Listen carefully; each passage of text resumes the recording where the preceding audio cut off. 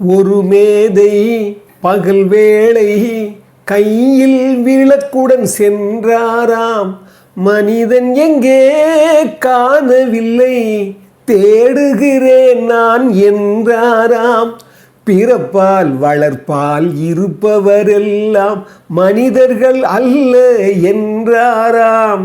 இனத்தால் அல்ல மனத்தால் மட்டும் வாழ்பவன் மனிதன் என்றாராம். வாழ்பவன் மனிதன் என்றாராம். தம்பிக்கு ஒரு பாட்டு. அற்புதமானவர்களே, இந்த அற்புதமான சிந்தனையோடு புரட்சித் தலைவர் எம்ஜிஆருடைய எத்தனையோ அவருடைய பண்பு நலம் சார்ந்த விஷயங்களை பார்த்துருக்குறோம். இன்றைக்கும் அற்புதமான அவருடைய இதயத்தால் வாழ்ந்த வாழ்க்கையை பற்றி தான் கொஞ்சம் பேசிக்க போகிறோம். இது பாருங்கள், இனத்தால் அல்ல மனத்தால் மட்டும் வாழ்பவன் மனிதன் என்றாராம். இங்கே பாருங்கள், இதயம், மனம்னா இந்த இடத்துல இதயம். வழக்கமாக மனம்னா அது மைண்டு. ஆனால் இந்த இடத்துல சில அந்த மனதுக்கு ரெண்டுக்குமே பொருட்படுத்த வேண்டியதாக இருக்குது. ஏன்னா நம்மளுடைய வழக்கில் அப்படி நம்ம கெடுத்து விட்டோம் அந்த வார்த்தையை. இந்த இடத்துல இதயம். அவர் சொல்கிறார் பாருங்கள், பிறப்பால் வளர்ப்பால் இருப்பவரெல்லாம் மனிதர்கள் அல்ல என்றாராம். இனத்தால் அப்படிலாம் வந்தால் மட்டுமே மனுஷன் கிடையாது. அப்படி யார் வாழ்ந்தது? திரு எம்ஜிஆர் அவர்கள் தான் வாழ்ந்தார். ஏன்னா இந்த பாட்டுன்னா, ஒரு மேதை பகல் வேளை கையில் விளக்குடன் சென்றார். எங்கே நீங்கள் பார்த்தீங்கன்னா கிரேக்கத்தில் டயோஜெனிஸ்ன்னு ஒரு பெரிய அலெக்சாண்டருடைய வாழ்வியலில், அரிஸ்டாட்டிலுடைய வாழ்வியலில் அவங்க அந்த காலத்தில் இருக்கும்போது அவர் இருந்தவர், ஒரு பெரிய குரு அவர். அவரை பற்றி நான் வாழ்க்கை திறவுகளை கூட நிறைய சொல்லியிருக்கேன், ஞான திறவுகளை கூட நிறைய பேசியிருக்கிறேன். அந்த அற்புதமான அந்த ஞானி சாது பகல்லையே கொண்டு போவாராம். கொண்டு போனால், ஏன்னா மனுஷன் எவனுமே இல்லையே, நான் தேடிட்டு இருக்கனே, நான் என்ன பண்ணுறது, தேடிட்டு இருக்கனே அப்படின்னு வரான். ஏன்னா எல்லாரும் ஒரு பிறவியாலேயோ இல்லை ஒரு பேச்சாலேயோ இல்லை ஒரு பார்வையாலேயோ இல்லை அவங்க செயல்களெல்லாம் மனுஷத்தன்மை இல்லையே, அதனால் நான் மனுஷன் தேடுறேன் அப்படின்னார். ஏன்னா இந்த இந்த இந்த இந்த இந்த இந்த பதிவுக்கு முக்கியமான காரணம் என்னென்னா, மனிதத்துவத்தை நாம் கொஞ்சம் கொஞ்சமாக மறந்தே விட்டுட்டோம். அந்த மனிதத்தை தெய்வீகத்துக்கு போக வேண்டிய ஒரு பூரண நிலைக்கு போக வேண்டிய அந்த மனிதனை கீழே மிருகத்தை விட மோசமான ஒரு நிலைக்கு கொண்டு போயிட்டோம். அதனால தான் தாகூர் ஒரு தடவை சொன்னார், அதாவது மனிதன் தன் மனித நிலையிலிருந்து தவறுகிற போது அவன் மிருகமாக மாறிவிட்டான் என்றால் மிருகத்தை விட கொடிய செயல்களை செய்யறதுக்கு அவன் அஞ்சறதே கிடையாது அப்படின்னார். அதனால தான் நீங்கள் மிருகத்தை விட கொடுமையான செயல்களை நம்ம பார்த்துட்டு இருக்கிறோம். இதுலேயே இதில் பாருங்கள், இப்போ சமீபத்தில் கூட உங்களுக்கு தெரியும், வேலியே பயிரை மீந்த கதையாக இப்போ திருவள்ளிக்கணியில் ஒரு ராஜா சிங்குன்னு ஒரு சப் இன்ஸ்பெக்டர் உங்களுக்கு தெரியும். உங்களுக்கு அவரே பாருங்கள் வழிப்பறி பண்ணியிருக்கிறார். தன்னுடைய சப் இன்ஸ்பெக்டர் ஒரு வருவாய்த்துறையை சேர்ந்த ஒரு 2 ஆஃபீஸர் வச்சுக்கிட்டு, அது பார்த்தீங்கன்னா இப்போ உள்ளே இருக்கிறாரு. அவர் யாரான்னா, அவர் கூட யாரா கூட்டு களவாணி அப்படின்னு பார்த்தீங்கன்னா, சைதாப்பேட்டையில் சிறப்பு காவல் துணை காவல் ஆய்வாளராம் அவர். பாருங்கள், அவர் பேர் சன்னி லாய்டு. பாருங்கள், சன்னி லாய்டு பேரை பாருங்களேன். சாதாரண ஒரு போலீஸ்காரன் வந்திருக்கிறார். வந்தால் இன்றைக்கி பாருங்கள், அவர் ஈசிஆரில் ஒரு பெரிய இடத்த வாங்கியிருக்கிறாரு. அவர் வியக்கத்தக்க அளவுக்கு ஜிம்மு, ஒரு பெரிய நவீன ஜிம்மு பார்த்தீங்கன்னா, அதுவும் வழிப்பறி எல்லாம் என்னன்னு பாருங்கள். ஒரு போலீஸுங்கிற அதிகாரத்தை வச்சுக்கிட்டு ஒரு கீழே ரவுடியை விட மோசமானதான் அவங்க. என்ன வெட்டத்தவழியானமா அவங்களெல்லாம்? அவங்களால வெட்டணும், அவங்களால வெட்டப்படணும். அவங்களாம் என்ன பண்ணுறோம், சட்டப்படி என்ன பண்ணுறோம், சட்டப்படின்னு சொல்லிவிட்டு ஒரு 6 மாதம் இருப்பாங்க, அப்புறம் வெளியே வந்துடுவாங்க. அவங்களாம் முடிஞ்சு போச்சு அவங்க கதை. அதாவது ஏன் நான் சொல்கிறேன் அப்படின்னா, நாம் மோசமான ஒரு சமூக கொடுமைகள் தான் வாழ்ந்துட்டுருக்கோம், நடுவில் தான் வாழ்ந்துட்டுருக்கிறோம். நான் அடிக்கடி சொல்லுவது உண்டு, குற்றப்பதிவு தான் இந்த செய்தி பத்திரிகைகள் எல்லாம். இது செய்தி பத்திரிகை கிடையாது, குற்றப்பத்திரிகை எல்லாமே. ஏன்னா மனிதனுடைய உள்ளுக்குள்ளே எத்தனை ஏய்ப்பு, எத்தனை அவலங்கள், எத்தனை மாச்சரியங்கள், எத்தனை கொடுமை, எத்தனை அவனுக்கு மனிதத்துவமே இல்லாமல் பண்ணிட்டு இருக்கான். இதை மாற்றுவதற்கு நாம் என்ன செய்யும், சமூகத்தில் நம்ம என்ன செய்யணும்? முன்னே போன ஒரு மனிதர்களுடைய வாழ்வியல் நம்ம எண்ணி பார்த்துருக்கிறோமா?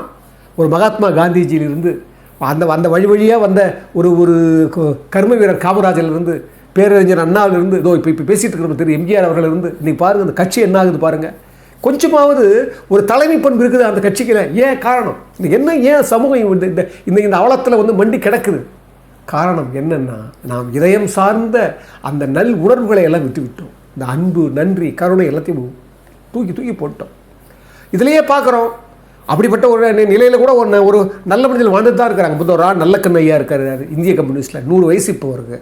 100 வயசில் பாருங்கள், அவர் பாருங்கள், அவருடைய 80வது வயசில் தமிழ்நாடுடைய சிஎம் தலைமையில் அவங்க கட்சி வந்து 1 கோடி ரூபாய் ஒரு நிதி கொடுக்குது. அந்த நிதி அப்படியே கட்சிக்கே திருப்பி கொடுக்குறாரு.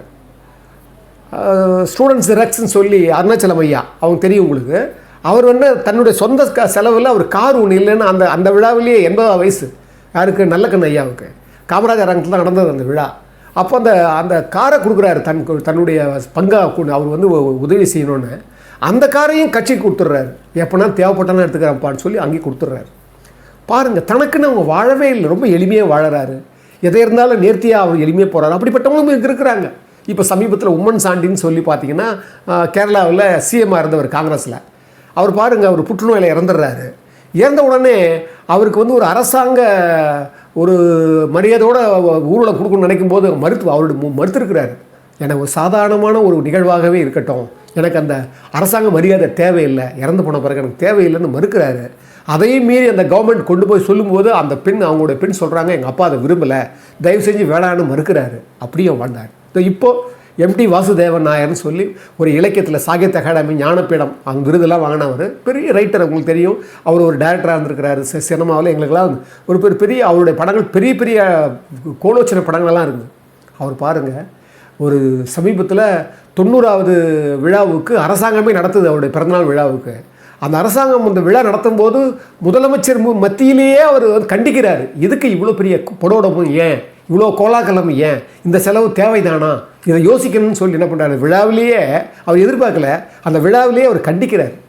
இதுதான் நான் சொல்கிறேன், உயர்ந்த மட்டத்தில் இருக்கிற வேண்டிய ஒரு எண்ணங்கள் இதெல்லாம். உயர்ந்த மட்டத்தில் உங்களுக்கு தெரியும், எஸ் வாசன் ஐயா அவர்கள் ஆனந்த விடனுடைய நிறுவனர். அவர் தான் வந்து திரு எம்ஜிஆர் சதிலீலாவதியினுடைய முதல் படத்தில் வந்தவர். அது மட்டும் இல்லை, சந்திரலேகா வந்து உங்களுக்கு தெரியும், பெரிய பெரிய ஜாம்பவான். சினிமாவில் மட்டும் இல்லை, இந்தி படம், தெலுங்கு படம், எவ்வளவோ இந்த இந்தியா முழுக்க வந்து உலகம் முழுக்க ஒரு பரப்பினவர். அப்படிப்பட்ட ஜாம்பவான் நாளைக்கு இறக்க போகிறாரு. தன்னுடைய மகன் எஸ் பாலசுப்ரமணியன் கூப்பிட்றாரு அருகில். கூப்பிட்டு, ஒருவேளை நான் இரவில் என்னோடய உயிர் போயிடுச்சுன்னா யாருக்கும் தெரிவிக்காத, ஏன்னா இந்த இரவில் தெரிவித்து அவங்கெல்லாம் அல்லோல போட்டுட்டு கஷ்டப்பட்டு வருவாங்க. அதனால் ஒருவேளை நான் இரவிலேயே நான் இறந்து போயிட்டா கூட நாளைக்கு காலையில் தான் நீங்கள் மற்றவங்களை கூப்பிடணும்னு அறிவிக்கிறார். ஆனால் அதுக்கப்புறம் மறுநாள் அவர் வந்து இறந்துடுறாரு. அதுக்கப்புறம் பாருங்கள், உலகத்தில் இருக்கிற அவருடைய எவ்வளோ பெரிய ஆள் அவர் உலகத்தில் தன்னுடைய மகளை வந்து ஒரு திருவிழா மாதிரி கல்யாணம் பண்ணி வச்சவர். அப்படிப்பட்ட அவருடைய ஊர்வலத்தை கூட பாருங்கள், ஒரு ஃபோட்டோகிராஃபர் எடுக்க விடலையா. ஏன்னா சொல்லிட்டாராம், நான் இறுதி ஊர்வலத்திலேயோ இல்லைன்னா என்னுடைய அந்த சபை ஊர்வலத்தையோ யாரும் ஒரு சின்ன புகைப்படம் கூட எடுக்கக்கூடாது, ஒரு சாதாரண நிகழ்வாக தான் அது இருக்கணும்னு சொல்லி அவருடைய எஸ் பாலசுப்ரமணியன் குறிப்பிடுறார். அதாவது அவருடைய நண்பர்களெல்லாம் வந்து ஃபோட்டோ எடுக்கும்போது மறுக்கிறார். அவர் அப்பா அது விரும்பலை, அப்பாவுடைய ஆசை வேணும் எனக்கு, அப்படியே விட்டுருங்கன்னு சொல்லி அந்த ஊர்வலத்தினுடைய அந்த இது கூட கிடைக்கலைங்க. இப்படியெல்லாம் வாழ்ந்துருக்கிறாங்க நம்ம தமிழ்நாட்டில்.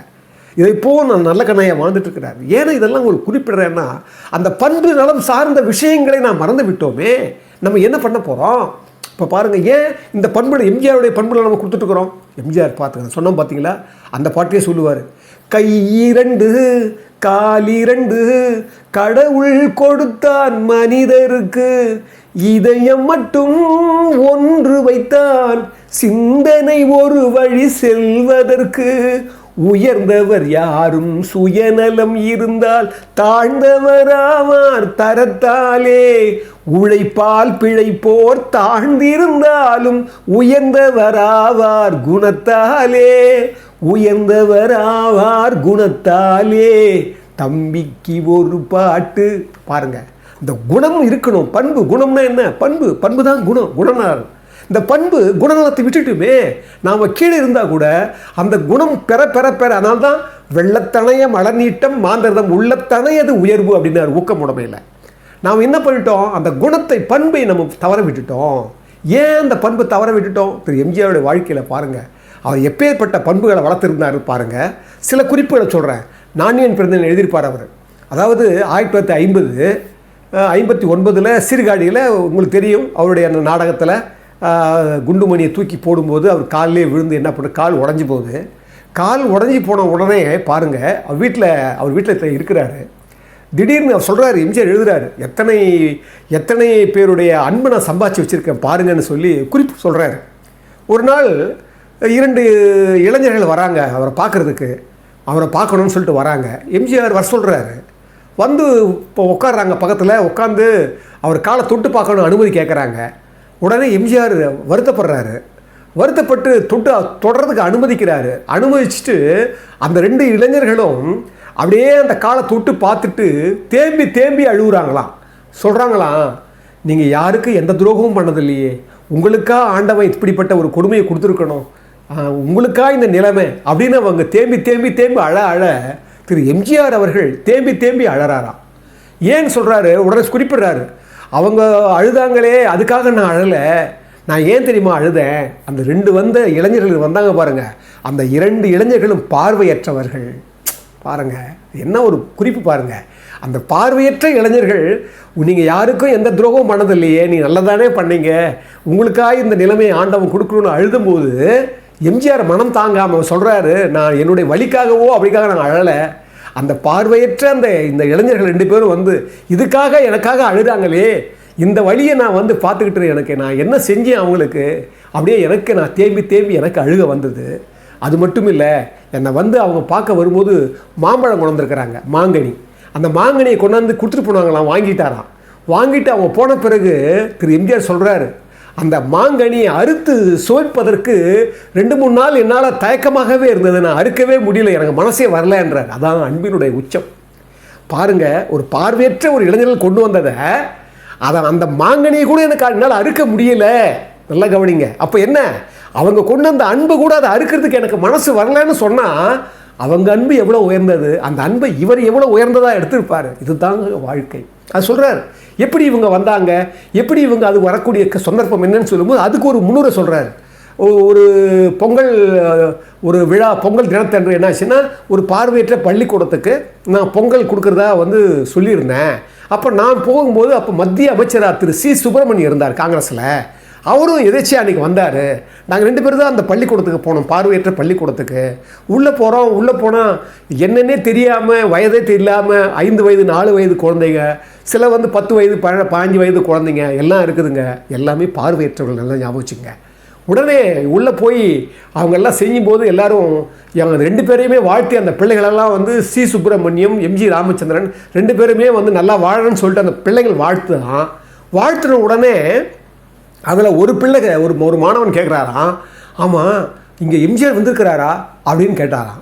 கேட்ட உடனே சி சுப்பிரமணியம் அவர்கிட்ட கேட்குதா, இங்கே எம்ஜிஆர் வந்திருக்கிறாருன்னு சி சுப்பிரமணியம் கேட்குதான் அந்த குழந்தை.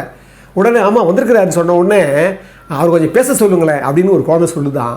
உடனே எம்ஜிஆர் சொல்கிறாரு, நான் தான் எம்ஜிஆர், நான் தான் அப்படின்னு சொன்னாராம். சொன்ன உடனே, இல்லை நீங்கள் எம்ஜிஆர் இல்லை, நாங்கள் அவர் குரலை கேட்டுக்கிறோம், நீங்கள் அது எம்ஜிஆர் இல்லைன்னு சொன்ன உடனே இவருக்கு ரொம்ப வருத்தமாக போச்சான். என்ன இப்படி கேட்குறாங்களே, எப்படி சொல்கிறீங்க, நாங்கள் இல்லைன்னு சொல்லி நாங்கள் ஏன் போய் சொல்ல போகிறோம் அப்படின்னாராம் எம்ஜிஆர். உடனே இல்லை நாங்கள் நல்லா அப்சர்வ் பண்ணியிருக்கோம், நாங்கள் நல்லா கேட்டிருக்கோம், அந்த குரல் இல்லை உங்கள் குரல் அப்படின்னு ஒன்று. அது சரி, அவர் குரலை நீங்கள் எப்போ கேட்டிருக்கீங்க பாருங்கள். 1959 சீர்காழியில் இவர் நாடகம், 58 படம் நாடோடி மன்னன் ரிலீஸு. அந்த மாணவர் சொல்கிறாராம், நாங்கள் நாடோடி மன்னன் படம் பார்த்தோம், அந்த படம் பார்த்தீங்களா, அதை எப்படி நீங்கள் பார்த்துருக்க முடியும்ன்ற மாதிரி இவர் கொஞ்சம் சங்கடப்பட்டே கேட்டாராம். உடனே நாங்கள் கண்களால் பார்க்க முடியாது, ஆனால் அந்த ஒளியால் கேட்டு அதை உள்வாங்கியிருக்கோம் நாங்கள், அவர் தெளிவாக பிரமாதமாக பேசியிருக்கிறாரு, ஆனால் உங்கள் குரல் அப்படி இல்லையே அப்படின்னு அந்த குழந்தை சொல்லிச்சான். உடனே எம்ஜிஆர் அப்போ தான் நினச்சாராம், கடந்த 3-4 நாட்களாக நான் நிறைய பொதுக்கூட்டங்களில் கலந்துக்கிட்டேன், அது மட்டும் நாடகத்தில் இன்பக்கணம் நாடகத்தை நடந்துட்டு இருந்தேன், அதனாலே என் குரல் கம்மி போச்சு. அப்போ தான் நான் உணர்ந்தேன், ஓ இதனால தான் அப்படி கேட்குறாங்கன்னு சொன்ன உடனே அவங்களுக்கு தெளிய வச்சுட்டு நான் வெளியே வரும்போது, அவர் சொல்கிறார், அந்த குறிப்பு எழுதுகிறார், வெளியே வரும்போது அவர்கள் எனக்கு புதிய பார்வையை கொடுத்தார்கள் அப்படின்றார் எம்ஜிஆர். என்ன மாதிரி எடுத்துக்கிறாரு பாருங்கள். அந்த பள்ளிக்கூடத்தில் அந்த மாணாக்கரில் 2 பேர் தான் இவர் பார்க்க வந்தவங்க. அது சொல்கிறார் எம்ஜிஆர். அதில் தான் அந்த 2 மாணவர்கள் அங்கே வந்தாங்க, அந்த கனியை கூட என்னால் அறுக்கிறதுக்கு மனசு வரலை அப்படின்னு அந்த குறிப்பிட்றார். அது மட்டும் இல்லைங்க, அவர் ஹாஸ்பிட்டலில் திரு நடராஜன் ஒரு டாக்டர், அவர் தான் அந்த கால் உடனே இப்போ பார்த்தவர். அவருடைய ராமராவ் நர்சிங் ஹோம் அங்கே தான் தங்கி மேல் மாடியில் இருக்காராம். திடீர்னு ஒரு நாள் அவருடைய தோழர் ஒருத்தர், எம்ஜிஆரோட தோழர் ஒரு விபரீதம் கொடுத்தாராம். என்ன இது அப்படின்னு கேட்டாரா எம்ஜிஆர். கீழே ஒரு வயதான ஒரு முதிய பிராமணர் ஒருத்தர் வந்தார். வந்த உடனே எம்ஜிஆருக்கு கட்டு போட்டாச்சான்னு கேட்டார். போட்டாங்க, கட்டு போட்டாங்கன்னு சொன்ன உடனே அவர் சொல்லுங்கள், கவலைப்பட வேணான்னு சொல்லுங்கள், அவருக்கு எதுவுமே ஆகாது, அவர் நல்லபடியாக மீண்டும் முன்ன விட நல்லா எழுந்துக்குவான்னு சொல்லி நான் சொன்னேன்னு சொல்லி இது கொடுங்கன்னு சொல்லி விபூதி கொடுத்துட்டு போனார். அந்த ரிவ்யூ தான் இப்படின்னு சொல்லிட்டு அவங்க நண்பர்கள் கொடுத்தாங்களாம். அவர் சொல்கிறார், அவருக்கு எனக்கு என்ன சம்மந்தம் இருக்குது, நான் என்ன செஞ்சுருக்கேன் அவங்களுக்கு, நான் பார்த்துருக்கேன் அவங்கள, அப்போ அவங்க ஏன் எனக்காக பிரார்த்தனை பண்ணணும். இது 2 பார்த்தீங்களா. இன்னொன்று சொல்கிறாரு, அதுக்கப்புறம் அந்த நர்சிங் ஹோமில் இவரை பார்க்க வந்த அந்த ஒருத்தர் பார்த்துட்டு திரும்பி போகிறாராம். போன விபத்து ஆகிடுச்சான். விபத்து வந்த உடனே அவருக்கு விபத்தில் மாட்டிக்கிட்டாராம். விபத்து மாட்டின உடனே வேற என்ன ஹாஸ்பிட்டல் கூட்டு போகக்கூடாது, என்ன ராமராவ் நர்சிங் ஹோம் எம்ஜிஆர் இருக்கிற நர்சிங் ஹோமுக்கே என்னை கூட்டு போனால் தான் நான் வைத்தியம் பண்ணிக்குவேன்னு சொல்லி விடாப்பிடியாக சொல்லி மறுபடியும் அந்த ராமராவ் நர்சிங் ஹோம் வந்தாங்களாம். அப்படியே மிரள்றார் எம்ஜிஆர். நான் என்ன செஞ்சேன் இந்த மக்களுக்கு, நான் என்ன கொடுத்தேன் இந்த மக்களுக்கு, ஏன் என் மேலே இவ்வளோ பெரிய பற்று. அப்புறம் சொல்கிறார், அப்போது நடராஜன் டாக்டர் சொல்கிறாராம், இப்போ இனிமேல் பரவாயில்ல, கட்டு முடிவு வச்சு நீங்கள் தாங்கி நடக்கணும். இப்போ புதுசாக ஃபாரினில் வந்திருக்குது ஒரு ஊன்றுகோல், அலுமினியத்திலேயே ஒரு ஊன்றுகோல் இருக்குது. அந்த ஊன்றுகோல் வாங்கினா நல்லா இருக்கும், அது அவங்க நல்லா இருக்குன்னு சொன்ன உடனே சொல்லி அவர் அந்த சொல்லி ஒரு 15 நாள் கூட ஆகலையா, அதுக்குள்ளே வெளிநாட்டில் இருந்த ஒரு நண்பர் உடனே அந்த அலுமினியம் இருக்கிற அந்த ஊன்றுகோலை அமைச்சு வச்சாராம். அதை குறிப்பிடுறாரு எம்ஜிஆர். பாருங்கள், சொல்லி ஒரு 15 நாள் கூட ஆகலை, எங்கேயோ யாரோ ஒருத்தர் என் மேலே ஏன் இதுக்கு இந்த அன்பு காட்டணும், இந்த அன்பு ஏன் கொடுக்கணும். இதைத்தான் நான் சொன்னேன். அதுதான் சொன்னேன், 10 திங்கள் சுமந்தாலே அவள் பெருமைப்பட வேண்டும், உன்னை பெற்றதனால் அவள் மற்றவராலே போற்றப்பட வேண்டும், கற்றவர் சபையில் உனக்காக தன் இடமும் தர வேண்டும், உன் கண்ணில் ஒரு துளி நீர் வந்தாலும் உலகம் அழ வேண்டும் அப்படின்னு எம்ஜிஆர். நான் ஏன் பிறந்தேன் இல்லை, நான் அவருடைய கண்ணில் ஒரு துளி நீர் ஏன் அழுது உலகம். அவர் உலகத்துக்காக அழுதார், அந்த உலகத்துக்காகவே வாழணும்னு நினைச்சார், உலகத்துக்காகவே கொடுக்கணும்னு நினைச்சார். அதனால தான் பாருங்கள் எப்போ நடக்குது 1959 பாருங்கள். அதனால தான் திரு ஏவிஎம் சரவணன் அவர்கள் சொன்னாங்க, அதாவது திரு எம்ஜிஆர் அவருடைய இமேஜ் ஒரு நாளில் உருவானதில்லை, ஒரே இரவில் உருவானதில்லை. ஒரு அரசமரசை சுற்றிவிட்டு அந்த அடி வைத்து உடனே பார்க்குற விஷயம் இல்லை இது. அவர் என்னைக்கு திரைத்துறைக்கு வந்தாரோ, என்னைக்கு பிள்ளையார் சுழி போட்டாரோ, அன்னையிலிருந்து ஆரம்பித்து தன்னுடைய எல்லா வலிமையையும் அதுக்காக செலுத்தி, தன்னுடைய எல்லா விழிப்புணர்ச்சியும் அதுக்காகவே செப்பனிட்டு கொடுத்து அதை கட்டி காத்தவர் அவர் எம்ஜிஆர் அவர்கள். சும்மாலாம் கிடையாது. அப்படிப்பட்டவர் அந்த பண்பு அப்படித்தான் அவர் வளர்த்துக்கிட்டாரு, அப்படித்தான் வளர்த்தாருன்னு சொல்லி அவர் சொல்லுவார். ஏன்னா நாம் பண்பு ரீதியாக போகலை அப்படிங்கிறது தான் நம்ம இந்த சமுதாயத்துக்கு கொள்ளாரே தவிர பண்புங்கிற ஒரு விஷயத்தையும் நம்ம மறந்துட்டோம். இன்னும் சொல்லப்போனால் அவர் மறைவதற்கு முன்னால் நீங்கள் பார்த்தீங்கன்னா டாக்டர்ஸ் எல்லாம் சொல்லுவாங்க, நீங்கள் மக்கள் கூட்டத்தில் அதிகமாக போகாதீங்க, இன்ஃபெக்ஷன் ஆகிடும். அதே மாதிரி நிறைய விழாக்களில் கலந்துக்க வேண்டிய அவசியம் இல்லை. அவெல்லாம் பார்த்தீங்கன்னா விடியற் காலையிலே வீடு மனை புகு விழாவுக்கெல்லாம் போவார், கல்யாணத்துக்கெல்லாம் போவார், மக்களுடைய அந்த புதிய மாவட்டங்களுக்கெல்லாம் போனார். அப்போ எல்லாம் கேட்குறாங்க, அண்ணா வேணாம் அண்ணான்னு சொல்லுவார், மறுக்குனா கூட சொல்லுவாராம் அவர். மக்களை சந்திக்காமல் நான் இன்னும் 20 வருஷம் கூட வாழ்றதை விட நான் மக்களை சந்தித்து சீக்கிரமாக இறந்து போகிறேன் அப்படின்னு சொன்னாராம் அவர். என்னென்னா இந்த மக்கள் மேலே இருக்கிற மனிதாபிமானமும் அந்த அன்பும் இருக்குது பாருங்கள், அந்த அன்பு சாதாரணமானது கிடையாது. அதனால தான் திரு எம்ஜிஆர் அவர்களை நம்ம இன்னும் கூட ஏன் திருப்பி அவர் பண்புகளை நம்ம திருப்பி கொண்டு வரோம் அப்படின்னா அவருடைய வாழ்வியலில் அவருடைய சின்ன அந்த பண்பை கூட நாம் புரிஞ்சுக்கிற தன்மையை நமக்கு இல்லாமல் போயிடுச்சு. அதனால தான் நம்ம இது யாருமே சொல்கிறது கூட இனிமேல் ஆட்கள் கிடையாது. அதனால தான் நான் என்ன நினச்சேன், இந்த உலகத்துக்கு செய்தி சொல்லும் போதோ நல்லது சொல்லும் போதோ நம்ம அவர் வழி வந்த அந்த ஒப்பற்ற அந்த பண்புகளை எல்லாம் நம்ம சொல்லி இந்த சமூகத்தில் ஒரு விழிப்புணர்ச்சியை ஏற்படுத்தணும், ஒரு தாக்கத்தை ஏற்படுத்தணும், ஒரு அமைதியும் ஒரு அறம் சார்ந்த விழுமியங்களையும் திரும்பி கொண்டு வரணும் அப்படிங்கிறதுக்கு தான் இந்த மாதிரி பதிவுகளையே நான் இதை நான் பயன்படுத்திக்கிறேன். எனவே அந்த வகையில் அவர் சொன்னது போல் நான் ஏன் பிறந்தேன், நாட்டுக்கு நலம் என்ன புரிந்தேன் என்று சொல்லி நாடு என்ன செய்தது நமக்குன்னு கேட்கறது பதிலாக நான் என்ன செஞ்சேன் அதுக்குன்னு சொல்லி ஒவ்வொருத்தருக்கும் இந்த நாடுன்னா வெறும் நாடு மட்டும் இல்லை, தேசம் மட்டும் இல்லை, அங்கே உயிர்கள் இருக்கிறது, அங்கே மனிதர்கள் இருக்கிறாங்க. உலகளாவிய நம்முடைய மக்களெல்லாம் நம்முடைய மக்களாக நினச்சி கருதி திரு எம்ஜிஆர் அவர்கள் அவருடைய போன அந்த பாதையிலேயே நாமளும் பயணித்து அந்த பாதை நம்ம பாதை வேறு தான், ஆனால் அந்த பாதையினுடைய பண்பு கூறுகளை எல்லாம் நாம் உள்வாங்கி கொண்டு அடுத்த வளர்கிற தலைமுறைக்கும் வாழும் தலைமுறைக்கும் வரப்போகிற தலைமுறைக்கும் நாம் எப்போவுமே ஒரு வழிகாட்டலாக இருக்கணும்னு சொல்லி இந்த அற்புதமான இந்த பதிவை இதோடு நான் நிறைவு செய்கிறேன். அன்புள்ள மிக்கவர்களே, எல்லோரையும் வணங்குகிறேன். இந்த அற்புதமான தமிழ் தீயை ஆதரிக்கிறவங்க, பேசுகிறவங்க, பிளெஸ்ஸிங் கொடுக்குறவங்க நிறைய பேர். சில பேர் அவங்களால முடிந்த அந்த அன்பை பொருளுதவியாக தராங்க, அவங்களெல்லாம் நான் மீண்டும் வணங்குகிறேன். அவங்களுக்கெல்லாம் நான் எப்பவும் நன்றியுடையனாக இருப்பேன். என்னென்னா இப்போ அவங்கள மாதிரி சின்ன உதவி செய்கிறதால தான் எனக்கு தமிழ் தீயே கொண்டு வர முடியுது, இல்லைன்னா என்னால் கொண்டு வர முடியாது. அந்த வகையில் அவங்களெல்லாம் நான் நன்றி தெரிவிக்கிறேன். அதே காலத்தில் இன்னும் கூட இதை பார்க்குறவங்க உங்களால் முடிந்த நிலை இருந்ததுன்னா உங்களுக்கு அந்த இதயம் இருந்ததுன்னா, கொடுக்குன்ற எண்ணத்தை இறைவன் உங்களுக்கு விதைச்சான்னா நிச்சயமாக எங்களுக்கு கொடுங்க. நாங்கள் டெவலப் பண்ணணும்னு நான் நினைக்கிறோம் தமிழ் தீயை. அதுக்கு கொஞ்சம் ஒரு வகை இல்லாமல் தான் நம்ம அப்படியே அட்ஜஸ்ட் பண்ணி போயிட்டுருக்கிறோம். உங்களால் முடிந்ததுன்னா அந்த அன்பை செலுத்துங்க. அந்த அன்பை நான் உங்களுடைய பாதங்களில் பணிந்து ஏற்றுக்கொள்வோம்னு சொல்லி ரொம்ப அற்புதமான இந்த நேரத்தை உங்களுக்கு உங்கள் எல்லாருக்காகவுமே நான் இறைமையை பிரார்த்திக்கிறேன்.